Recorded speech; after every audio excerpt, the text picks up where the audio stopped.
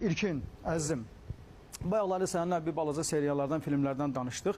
Sənin özünün oynadığın bu vaxta qədər bütün obrazların arasında ən çox sevdiyin özün, bax, məsəl üçün adam var ki, mən bu bütün rollar, aktyor var, tamaşalar oynayır. Məsələn, o gün Anar Heybətov burada idi, deyir ki, çox rollar oynamışam, Ölülər tamaşasında İskəndəri başqa cür oynayıram da, sevirəm, nə bilim, Mikail Müşfiqi də oynayıb. Məsələn, oynadığın obrazların arasında sənin özünün ən çox istədiyin rol hansıdır? Sənə ən yaxın olan, belə gözəl sənin üçün. Valla, oynadıqlarımızın içində düz Bozbaşdan, budan o vaxt Müşfiqlə oynadıq, sonra Bozbaş, sonra Kandixana, Buğlama.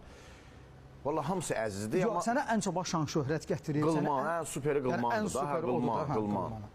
Qılman, Nərbalı oldu, Hamlet. Hansısa bir dəfə açıqlama elədik.